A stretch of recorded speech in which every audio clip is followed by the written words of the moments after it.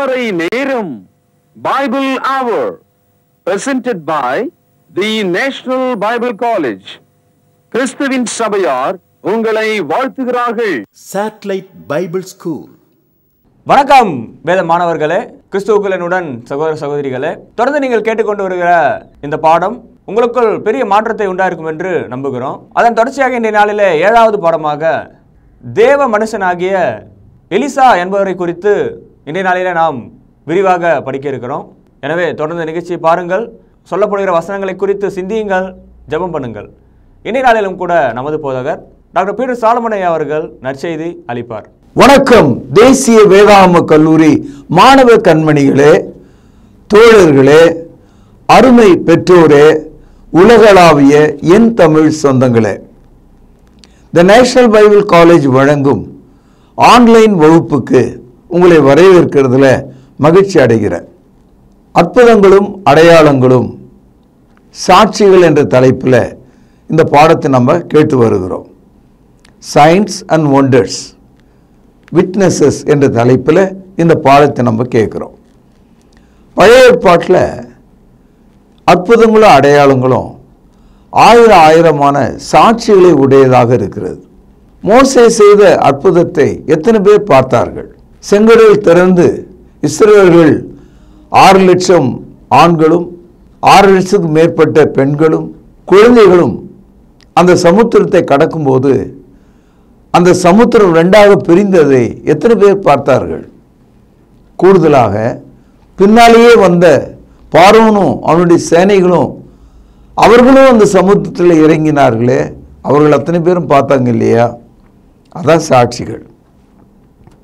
அதாவது பைபிள் அற்புத அடையாளங்களை பேசும்போது அது உயிருள்ளதாக இருக்கிறது, உயிருள்ள சாட்சிகளை கொண்டதாக இருக்கிறது.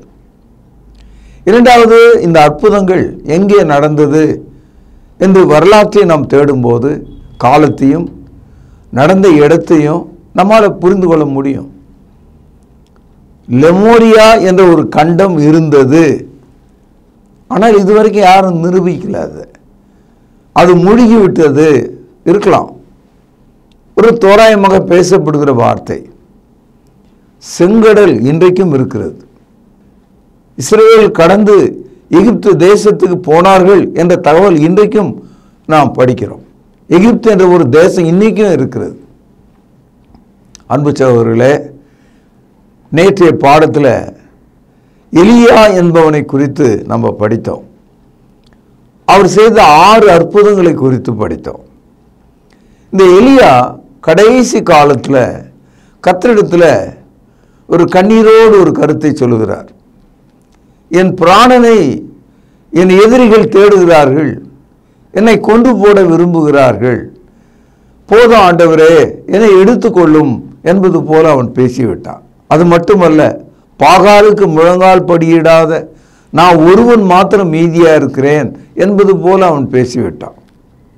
அப்பொழுது கர்த்தர் அவனுக்கு ஓய்வு கொடுக்க விரும்பினார். இன்றைக்கும் நம்முடைய வாழ்க்கையில் ஒரு தலைமுறை அதுக்கு அடுத்த தலைமுறையை கடவுள் உருவாக்குகிறார். இயேசு கிறிஸ்துவால் ஸ்தாபிக்கப்பட்ட சபையானது இன்றைக்கு ஏறக்குறைய 2000 ஆண்டுகளாக பூமியிலே இருக்கிறது. 33வது ஆண்டில் 3000 பேரோடு தொடங்கின திருச்சபை இன்றைக்கு உலகம் முழுவதும் இருக்கிறது. போதகர்கள் இருக்கிறார்கள், மூப்பர்கள் இருக்கிறார்கள். ஒரு மனிதன் மரித்து விட்டால் அந்த இடத்துல இன்னொரு மனிதனை கொண்டு நிறுத்துவது தேவனுடைய சித்தமாக இருக்கிறது. சகோதரர்களே, இந்த எலியாவினிடத்தில் கர்த்தர் ஒரு காரியத்தை சொன்னார். நீ போய் எலிசா என்பவனை உன்னுடைய ஸ்தானத்தில் ஏற்படுத்து என்று சொன்னார். நல்ல கவனிங்க, எலியா என்பது வேறு ஒரு மனிதன், எலிசா என்பவன் இன்னொரு மனிதன். ஆங்கிலத்தில் நம்ம சொல்றதா இருந்தா ELZIA, எலிசா. இங்கே இவனுடைய பெயர் ELIJHA, எலிஷா. அதாவது எலியா வேற, எலிசா வேற. இந்த எலிசா என்பவன் அற்புதமான ஒரு மனிதன், மிகவும் திடகாத்திரமான ஒரு மனிதன், உழைப்பிலே வல்லவன். அவன் பகல் வேளையில் ஏர் ஓட்டி கொண்டிருந்தானான். எத்தனை ஏர் ஓட்டினான்னா 12 ஏரை ஓட்டி கொண்டு இருந்தானான். 11 ஏரை ஓட்டி 12வது ஏரிலே அவன் கை வைத்து ஓட்ட ஆரம்பிக்கும் அந்த வேளையில் எலிசா எலியாவினிடத்தில் வந்து அவன் மீது இருந்த சால்வையை அவன் மீது போட்டான். அது கர்த்தருடைய வார்த்தையாக போட்டான், அடையாளமாக போட்டான், ஒரு அபிஷேகமாக போட்டான். அடுத்து எனக்கு பதிலாக வரப்போகிற தீர்க்கதரிசி என்று அடையாளம் காண்பித்தான். 1 ராஜாக்கள் 19ஆம் அதிகாரம் 19வது வசனம். அப்படியே அவன் அவ்விடம் விட்டு புறப்பட்டு போய் 12 ஏர் பூட்டி உழுத சாப்பாத்தின் குமாரனாகிய எலிசாவை கண்டான். அவன் 12ஆம் ஏரை ஓட்டி கொண்டிருந்தான். எலியா அவன் இருக்கும் இடம் மட்டும் போய் கவனியுங்கள், அவன் மேல் தன் சால்வையை போட்டான். எலிசாவுக்கு யார் மேலே சால்வை போடணும், யாரை தன்னுடைய இடத்துல கொண்டு வந்து அப்பாயிண்ட் பண்ணணும்ன்றது தெரியுது. இப்போ சால்வை போட்ட அந்த மனிதன் சாதாரணமான ஆள் இல்லை, வெரி வெரி ஸ்ட்ராங்கஸ்ட் பர்சன், உழைக்கிற ஒரு மனிதனாக இருக்கிறான். அடுத்த வசனம் பாருங்கள், 1 ராஜாக்கள் 19ஆம் அதிகாரம் 20வது வசனம். அப்பொழுது அவன் மாடுகளை விட்டு எலியாவின் பிறகே ஓடி, நான் என் தகப்பனையும் தாயையும் கவனிங்கள் முத்தம் செய்ய உத்தரவு கொடும், அதற்கு பின் உம்மை தொடர்வேன் என்றான். அதற்கு அவன், போய் திரும்பி வா, நான் உனக்கு செய்ததை நினைத்துக்கொள் என்றான். எலிசா எப்பேற்பட்ட ஒரு அற்புதமான மனிதன், எவ்வளவு பாசக்கார ஒரு வாலிபன் பாருங்க. என்ன சொல்றான், கர்த்தர் என்னை அழைத்தார், கர்த்தர் தமது ஊழியத்துக்கு என்னை அழைத்தார், கர்த்தர் என்னை அபிஷேகித்தார், எலியாவினுடைய மேல் வஸ்திரத்தை என் மேல் போட்டதனாலே அந்த அபிஷேகம் என் மீது வந்து இறங்கியது என்ற அறிவு வந்த உடனே ஒன்னே ஒன்று அவன் கேட்குறான், ஐயா கொஞ்ச நேரம் எனக்கு கொடுங்க, நான் ஊருக்குள்ளே ஓடி எங்கள் அப்பா அம்மாவை ஒரு பிரியா விடை பெற்றுக்கொண்டு ஒரு முத்தம் செய்து விட்டு வருகிறேன் என்று சொல்லுகிறான். என்ன அழகான காட்சி பாருங்க. இன்னைக்கு பைபிள் எடுத்து ஊழியம் செய்கிற மக்கள் எவ்வளோ மோசடிகளையும் எவ்வளோ தியாகமில்லாத வாழ்க்கையும் செய்வதை பார்க்கிறோம். பணத்துக்காக ஒரு கூலிக்காக வேலை செய்வர்களைப் போல் இருக்காங்க. இன்னைக்கு தேவனுடைய வேலை செய்வதற்கு மனிதர்கள் இல்லை. நம்முடைய வீடுகளில் வீட்டுக்கு ஒரு பிள்ளையை கர்த்தருடைய ஊழியத்துக்கு என்று நாம் கொடுப்பதில்லை. பெரும்பாலான ஊழியக்காரர்கள் நோயாளிகளாகவும் படிப்பற்றவர்களாகவும் குறைவுள்ளவர்களாகவும் குறைபாடு உள்ளவர்களாகவும் இருப்பாங்க. முதலாவது முதிர்ந்த கதிரை கர்த்தருக்கு காணிக்கையாய் கொடுக்க வேண்டும், கர்ப்பத்தின் கனியை கர்த்தருக்கு என்று நாம் கொடுக்க வேண்டும். நம்முடைய வீட்டில் ஒரு நல்ல படித்த பிள்ளைகளை பெரிய உத்தியோகத்துக்கு அனுப்பி கொண்டிருக்கிறோம். அன்பான சகோதரர்களே, தேவனுடைய ராஜ்யத்தில் ஊழியம் செய்யும்படி ஏராளமான மக்கள் தேவை. அறுப்போ மிகுதி, வேலையாட்கள் கொஞ்சம் என்று இயேசு சொன்னாரே, அந்த வார்த்தை எவ்வளவு உண்மை என்று பாருங்க. இந்த எலியாவினுடைய சிஷியன் அல்லது தோழனாக தேர்ந்தெடுக்கப்பட்ட இந்த எலிசா, அவனுடைய வாழ்க்கையில் ஒரு ப்ரியாரிட்டி மட்டும்தான் இருந்தது. நான் இப்போ முடியாது, ஒரு 10 வருஷம் பொறுத்து வாரேன், இப்போ கொஞ்சம் முக்கியமான வேலை, இது ஒரு அறுவடை காலம், இதெல்லாம் நடக்கட்டும், எங்கள் கடன்லாம் அடையணும், எனக்குன்னு சில ப்ரியாரிட்டிகள் இருக்குது, எனக்கு நான் ஒரு பெண்ணை விரும்புகிறேன், இதெல்லாம் அவனுடைய இருதயத்திலிருந்து வரலைங்க. என் தாய் தகப்பனுக்கு நான் சொல்லிவிட்டு வருகிறேன், அவர்களிடத்தில் அன்பின் முத்தத்தை கொடுத்து சமாதானத்தோடு வருகிறேன், என்னுடைய பொறுப்பை நிறைவேற்றுகிறவனாக வருகிறேன். தேவனுடைய வேலை செய்ய அவன் எவ்வளோ ஆயத்தமாக இருந்தான்னு பாருங்க. அடுத்தது, இந்த வாலிபன் எலிசா தன்னுடைய பழைய ஏர் மாடுகளையும் ஏர் முட்டுகளையும், அதுதான் அவனுக்கு சொந்தம், அவன் என்ன செய்தான் பாருங்கள். 1 ராஜாக்கள் 19ஆம் அதிகாரம் 21வது வசனம். அப்பொழுது அவன் இவனை விட்டு போய் ஓர் ஏர் மாடுகளை பிடித்து அடித்து ஏரின் முட்டுகளால் அவைகளின் இறைச்சியை சமைத்து ஜனங்களுக்கு கொடுத்தான். அவர்கள் சாப்பிட்ட பிற்பாடு அவன் எழுந்து எலியாவுக்கு பின்னே சென்று அவனுக்கு ஊழியம் செய்தான். ரொம்ப ஆச்சரியமா இருக்கு. 2 கன்னங்களில் பலாரென்று அரைந்தது போல் இருக்கிறது. இன்றைய காலகட்டத்தினுடைய சூழலை நாம் பார்க்கும்போது, குடும்பங்களை பார்க்கும்போது, சபைகளை நாம் பார்க்கும்போது, ஊழியர்களை பார்க்கும்போது, இப்பேற்பட்ட மனிதர்களை ஆண்டவரே எழுப்பும் என்று நாம் ஜெபிக்க வேண்டும். என்ன செய்தான் பார்த்தீங்களா? அவனுடைய ஏர் மாடுகளை அடித்தான், ஏர் முட்டுகளை உடைத்தான், அதையே அவன் சமைச்சிட்டான். மாடும் காலி, ஏர் முட்டுகளும் காலி. அப்படின்னா என்ன அர்த்தம்? எனக்குன்னு ஒரு சொத்து, எனக்குன்னு ஒரு சுகம், எனக்குன்னு ஒரு ஐஸ்வர்யம் தேவையே இல்லை. நான் கர்த்தருடைய வேலைக்காரன், கர்த்தர் என்னை அழைத்திருக்கிறார். எவ்வளவு தைரியம் பாருங்க. அந்த மாடுகளை வெட்டி கொன்று சமைத்து, அந்த ஏர் முட்டுகளாலேயே அதை சமைத்து அதை எல்லாருக்கும் விருந்து பண்ணி போட்டான். அதாவது தேவனுடைய வேலை செய்வதற்கு வருகிற மக்கள் எவ்வளவு பெரிய தியாகிகளா இருந்திருக்காங்கன்னு பாருங்க.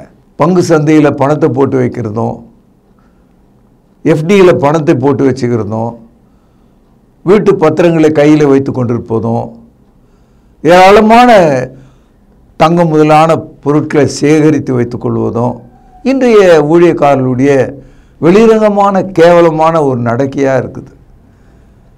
சகோதரர்களே, கர்த்தருடைய ஊழியம் செய்கிறவர்கள் கையில் ஒரு தடியை எடுத்துக்கொள்ள வேண்டாம், பணம் வைத்திருக்கிற பையை எடுத்துக்கொள்ள வேண்டாம், நடப்பதற்கு ஒரு பாதரட்சை போட்டுக்கொள்ள வேண்டாம். ஊழியக்காரன் தன் ஆகாரத்துக்கு பாத்திரனா இருக்கிறான். ஆகவே உங்கள் கையிலே வெள்ளியாகிலும் பொன்னையாகிலும் கொண்டு செல்ல வேண்டாம். இலவசமாய் பெற்றீர்கள், இலவசமாய் கொடுங்கள் என்று மத்தேயு 10ஆம் அதிகாரத்தில் இயேசு சொல்கிறார். Do not take gold or silver. பாருங்க, அப்போ தேவனுடைய ஊழியம் செய்கிறவர்களை தேவன் ஆசீர்வதிப்பார் என்று சொல்லுகிறார். எலிசா இப்பேற்பட்ட ஒரு மனிதனாக வேலைக்கு வந்தான். கூடுதலாக இந்த எலிசா எலியாவினுடைய வாழ்க்கைக்கு பிறகு அவனுடைய ஊழியத்தை குறித்து படித்தோம்னா ரொம்ப ஆச்சரியமா இருக்கு. அதற்கு முன்னதாக 2 ராஜாக்கள் 2வது அதிகாரம் முதல் சில வசனங்கள். கர்த்தர் எலியாவை சுழல் காற்றிலே பரலோகத்துக்கு எடுத்துக்கொள்ள போகிற போது எலியா எலிசாவோடு கூட கில்காலில் இருந்து புறப்பட்டு போனான். எலியா எலிசாவை நோக்கி, நீ இங்கேயே இரு, கர்த்தர் என்னை பெத்தேல் மட்டும் போக அனுப்புகிறார் என்றான். அதற்கு எலிசா, நான் உம்மை விடுகிறதில்லை என்று கர்த்தரின் ஜீவனை கொண்டு உம்முடைய ஜீவனை கொண்டு சொல்கிறேன் என்றான். அப்படியே இருவரும் பெத்தேலுக்கு நடந்து போனார்கள். அன்பு சகோதரர்களே, இப்பொழுது ஒரு மகிழ்ச்சியான காரியம், அதே நேரத்தில் மிகவும் வருத்தமான ஒரு காரியம். எலியா பெத்தேலுக்கு சென்ற போது அவர் பரத்தில் ஏறி சென்றாராம், பரலோகத்துக்கு ஏறி சென்றாராம். கர்த்தர் அதை அவனுக்கு சொல்லியிருந்தார். ஆகவே நான் பெத்தேலுக்கு போகிறேன் என்று எலியா புறப்பட்ட போது எலிசா என்ன சொல்றாரு, நான் உன்னை விடவே மாட்டேன், உன் கூட தான் வருவேன், நீ என்ன ஆகிறாய் என்பதை நான் பார்க்க விரும்புகிறேன், I will not leave you என்று அவன் சொல்ல ஆரம்பிச்சிட்டான். அது மட்டும் இல்லை, அன்றைக்கு தீர்க்கதரிசிகளாக இருந்த மற்ற ஜனங்கள் எல்லாரும் கூட சொல்ல ஆரம்பித்தாங்களாம், இந்த பாரு எலிசா, உன்னுடைய தலைவனாகிய எலியாவை கர்த்தர் இன்னைக்கு எடுத்துக்கொள்ள போகிறார், தெரியுமா உனக்கு அப்படின்னு சொன்னாங்க. சும்மா இருங்க, எனக்கு எல்லாம் தெரியும் என்று அவன் சொல்லுகிறான். அதனால கர்த்தருடைய பிள்ளைகளுக்கு என்ன நேருகிறது, எப்பொழுது நேரப் போகிறது, அவர்களுடைய முடிவு எப்படி இருக்கும், இதையெல்லாம் தேவன் தமது பிள்ளைகளுக்கு எப்போதும் காண்பிக்கிறார், தெரிவிக்கிறார். அதனால்தான் பரிசுத்தவான்களுடைய முடிவு பரிசுத்தவான்களுடைய மரணம் கர்த்தருடைய பார்வையில் அருமையா இருக்கிறது என்று படிக்கிறோம். தேவன் தமது ஊழியக்காரனுடைய ஆத்துமாவை காப்பாற்றுகிறார், அவனுடைய எலும்புகளை காப்பாற்றுகிறார், அவனுடைய பிள்ளைகளின் பிள்ளைகளை ஆதரிக்கிறார்.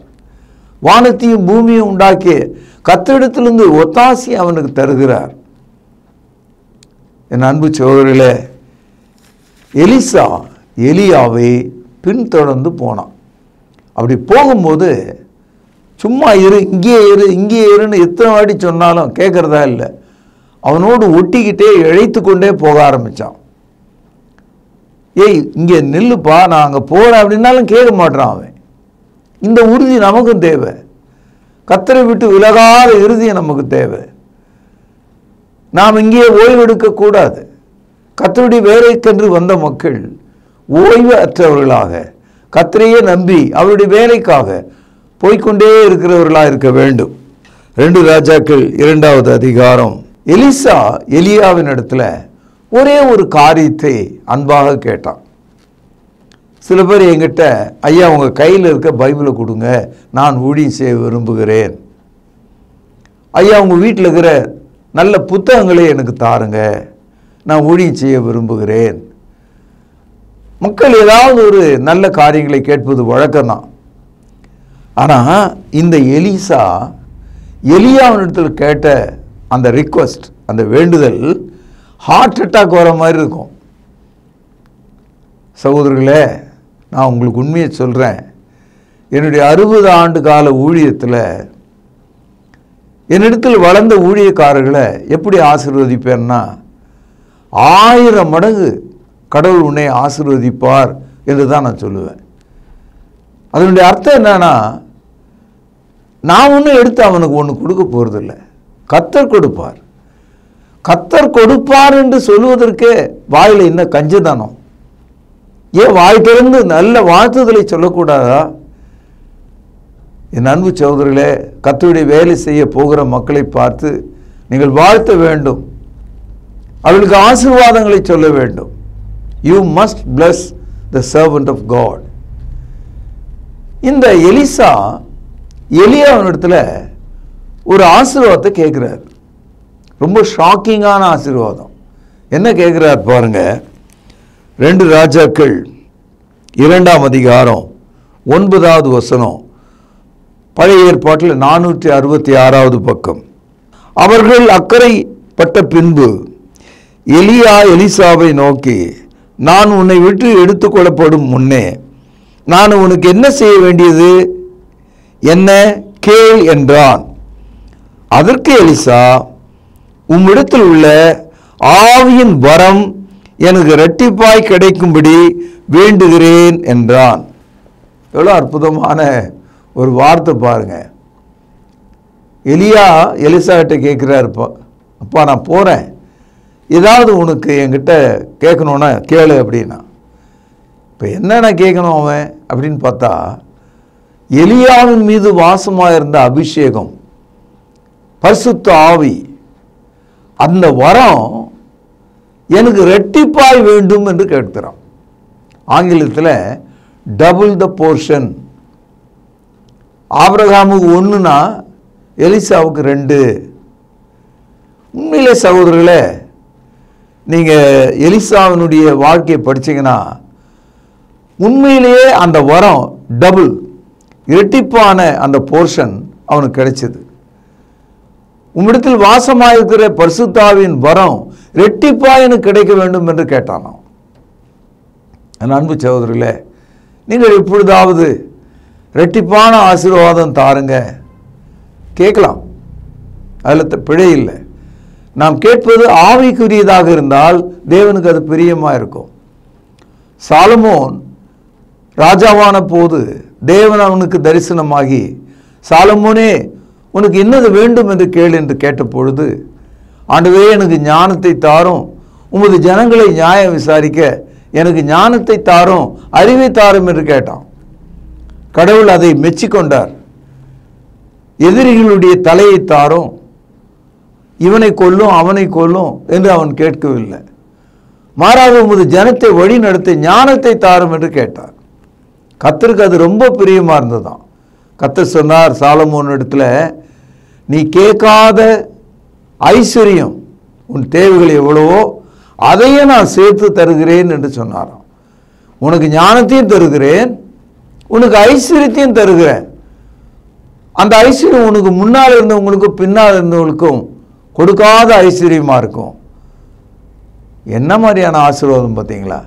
God had more blessing what Solomon did not ask God. ரெட்டிப்பான ஆசீர்வாதம் கிடைச்சது. நாம் கூட இந்த நாட்களில் நாம் சாப்பிடவும் குடிக்கவும் உடுக்கவும் ஆசீர்வாதத்தை கேட்கக்கூடாது.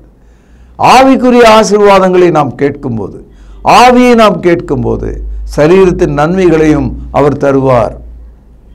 சகோதரர்களே, ரெட்டிப்பான ஆசீர்வாதத்தை தாங்கன்னு கேட்டார் இல்லையா? ரெட்டிப்பான வரத்தை தாரும் என்று கேட்டார் இல்லையா? அது கிடைச்சதானா? கிடைச்சது. அதை தான் இன்றைய பாடத்தில் நம்ம கவனிக்க இருக்கிறோம். இப்படி அவர்கள் பேசிக்கொண்டு போகும்போது வானத்திலிருந்து அக்னிமயமான ரதங்கள் இறங்கி வந்ததாம். குதிரைகள் அதை இழுத்து கொண்டு வந்ததாம். எல்லாமே ஃபயரி சார்ட். ஆச்சரியமாக இருந்தது அவனுக்கு. என்ன நடக்குதுன்னு தெரியல. நொடியில் எலிசாவுக்கும் எலியாவுக்கும் நடுவில் அது பிரிக்கும்படியாக உள்ள நுழைஞ்சதாம். எலியா அந்த சுழல் காற்றில் அந்த அக்னிமயமான ரதத்தின் மீது ஏறி செல்கிறார்.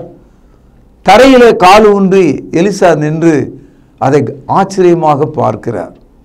காரணம் என்னன்னா, எலியா எலிசாவிடத்தில் சொன்னார், நான் கர்த்தரிடத்தில் ஏறி செல்வதை நீ பார்க்கும்போது நீ பார்ப்பாயானால் நீ கேட்ட ரெட்டிப்பான அந்த ஆசீர்வாதம் உனக்கு கிடைக்கும் என்று சொன்னான்.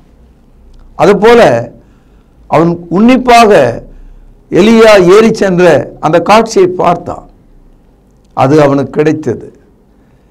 எலியா ரதத்தில் ஏறி செல்லும்போது அவன் மீது இருந்த சால்வை கீழே விழுந்தது.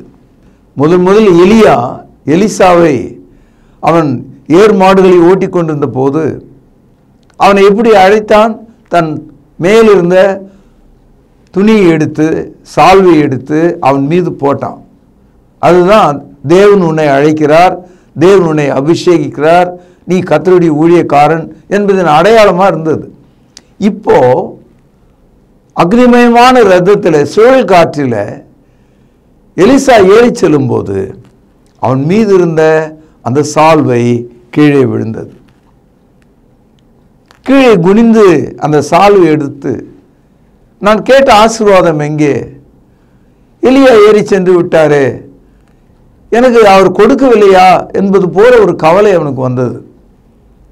அந்த சால்வை முறுக்குகிறார் கோபத்தில், நல்லா முறுக்கி ஒரு கேள்வியோடு அந்த யோர்தான் நதி தண்ணீரிலே ஓங்கி அடிக்கிறார். அப்படி அடித்த போது எப்படி மோசே செங்கடலை திறந்தாரோ, எப்படி யோசுவா யோர்தான் நதியை பிளந்தாரோ, அதே போல அதே யோர்தான் நதி இந்த எலியாவின் சால்வை இந்த எலிசா முறுக்கி அடித்த போது தண்ணீர் இரண்டாக பிரிந்தது. பாருங்கள், 2 ராஜாக்கள் 2ஆம் அதிகாரம் 14வது வசனம். எலியாவின் மேலிருந்து விழுந்த சால்வை பிடித்து, எலியாவின் தேவனாகிய கர்த்தர் எங்கே என்று சொல்லி தண்ணீரை அடித்தான். தண்ணீரை அடித்தவுடனே அது இரு பக்கமாக பிரிந்ததனால் எலிசா இக்கரைப்பட்டான். எலிசாவுடைய வாழ்க்கையில் முதல் செய்த அற்புதம் இதுதான். The first miracle of Elisha. தண்ணீரை அடித்தவுடன் ரெண்டாக பிரிஞ்சது. என் அன்பு சகோதரர்களே, இந்த மாதிரி அற்புதங்களை எல்லாம் இக்காலத்தில் நினைச்சு கூட நீங்கள் பார்க்க முடியாது. இதனால் தான் நம்ம அற்புதங்களும் அடையாளங்களும் சாட்சிகளும் என்ற தலைப்பில் இதை நம்ம படிக்கிறோம். 2 ராஜாக்கள் 6ஆம் அதிகாரம் 6வது வசனத்திலே நீங்கள் படிக்கலாம். அது மட்டுமல்ல, இந்த எலிசா ராஜாவின் அரண்மனையில் அவர்கள் தீட்டுகிற எல்லா திட்டங்களையும் தெரிந்து கொள்ளக்கூடியவனாக இருந்தானாம். அதனால் ராஜா ரொம்ப ஆச்சரியப்படுறார். இந்த தீர்க்கதரிசிக்கு நாம் போடுற திட்டங்கள்லாம் எப்படி தெரியுது அப்படின்னு ரொம்ப ஆச்சரியப்படுறார். கர்த்தர் அதையெல்லாம் அவனுக்கு வெளிப்படுத்தினார். He is a man of knowing the secret. மனுஷனுடைய இருதயங்களில் மறைந்திருக்கும் ரகசியங்களை தெரிந்து கொள்ள ஒரு ஆற்றல் உள்ளவனாக இருந்திருக்கிறான். 2 ராஜாக்கள் 6ஆம் அதிகாரம் 8 முதல் 12 வசனங்கள். ஒரு கட்டத்தில் அவனை சூழ எதிரிகள் வந்து சேர்ந்த போது எலிசாவுடைய வேலைக்காரன், ஆண்டவனே நாம் என்ன செய்வோம், எங்கு பார்த்தாலும் ரதங்கள் சூழ்ந்து இருக்கிறதே, அவர்கள் நம்மை கொல்ல இருக்கிறார்களே என்று கதறுகிறான், உயிர் பிச்சை கேட்கிறான். அப்பொழுது எலிசா தேவனை நோக்கி ஜெபம் பண்ணி, ஆண்டவரே இவனுடைய கண்களை திறந்தருளும் என்று சொன்னான். இப்போ நமக்கு ஒரு பார்வை இருக்கு, ஆனால் இந்த பார்வையில் எல்லாத்தையும் பார்க்க முடியாது. அது மாதிரி ஒரு வித்தியாசமான ஒரு பார்வையை கடவுள் அவனுக்கு கொடுத்தார். அதனால் அந்த வேலைக்காரன் கண்கள் திறக்கப்பட்டவனாக ஆண்டவனாகிய அந்த எலிசாவை பார்த்து, நம்முடைய எதிரிகளோடு இருப்பவர்களை பார்க்கிலும் அதிகமான தேவ தூதர்கள், அவருடைய சேனைகள், அக்னிமயமான ரதங்கள் நம்மோடு ஏராளமாக இருக்கிறது என்று சொன்னான். இந்த குறிப்பை 2 ராஜாக்கள் 6ஆம் அதிகாரம் 13 முதல் 17 வசனங்களை படிக்கிறோம். 1 யோவான் 4ஆம் அதிகாரம் ஒரு கருத்து அங்கே படிக்கிறோம். உலகத்தில் உள்ளவனை பார்க்கிலும் நம்மோடு இருக்கிறவர், நம்முடைய தேவன் மிகவும் பெரியவர் என்று பரிசுத்த ஆவியானவர் சொல்லுகிறார். God is greater than what you see in this world. My God is greater. என் தேவன் மிகவும் பெரியவர். என் அன்பு சகோதரர்களே, உங்களுக்கு ஆவிக்குரிய கண்கள் திறக்கும்படி நான் ஜெபம் பண்ணுகிறேன். 12வது அற்புதமாக 2 ராஜாக்கள் 6ஆம் அதிகாரம் 18 முதல் 23 வசனங்கள். இது கடைசி அற்புதம், பெரிய அற்புதம். என்ன நடக்குது, சீரிய இராணுவம் அப்படியே மொத்தமாக ஆயிரக்கணக்கான 10,000 ரதங்களும் குதிரைகளும் காலாட்படைகளும் ஏராளமாக வந்துட்டாங்க. தேசத்தை அழிக்கும்படி வந்துட்டாங்க. இந்த எலிசா ஜெபம் பண்ணிய போது ஒரு அற்புதம் நிகழ்கிறது. அத்தனை பேருக்கும் கண்ணு போயிடுச்சு, பார்வை போய்விட்டது, அவர்களுக்கு மயக்கம் வந்தது. எல்லாருமே திரும்பி தங்களுடைய தேசத்துக்கு திரும்பி போயிட்டாங்க. Because they lost their vision. அது மட்டும் இல்லை, வானத்திலிருந்து அக்னிமயமான வல்லமையான நட்சத்திரங்கள், வல்லமைகள் இறங்கியது, ஓசைகள் உண்டாயிற்று. அதை கவனித்த சீரிய இராணுவம் பயந்து போய் ஓடி போயிட்டான். இதிலிருந்து நமக்கு என்ன தெரியுதுன்னா, தேவனால ஒரே ஒரு அற்புதத்தை நிகழ்த்த முடியும். அந்த ஒரு அற்புதம் நம்முடைய உணவின் மேல் நிகழ்த்த முடியும், ஒரு இரும்பின் மீது நிகழ்த்த முடியும், ஒரு மனிதன் மேலே நிகழ்த்த முடியும். ஆனால் இங்கே கடைசியாக பார்த்த இந்த 12வது அற்புதம் ஒரு முழு இராணுவத்துக்கு எதிராக, 1000-10,000 மக்களுக்கு எதிராக, அவர்களுடைய ரதங்களுக்கும் குதிரைகளுக்கும் எதிராக வெற்றி தோல்வியை நிர்ணயிக்கிற ஒரு இடத்துல he brought a national miracle. தேசத்துக்கான ஒரு மாபெரும் அற்புதத்தை அவர் செய்கிறார். இன்றைக்கு இந்தியாவுக்கு அப்படிப்பட்ட ஒரு அற்புதம் தேவை. கர்த்தர் ஜனங்களை மாற்ற வேண்டும், அவர்கள் கர்த்தருக்கு என்று கீழ்ப்படிய வேண்டும். என் அன்பு சகோதரர்களே, 12 அற்புதங்கள். எலியா செய்தது 6. ரெட்டிப்பான வரத்தை கேட்ட எலிசா செய்தது 12. நாளை இதனுடைய தொடர்ச்சியை நம்ம கவனிக்கலாம்.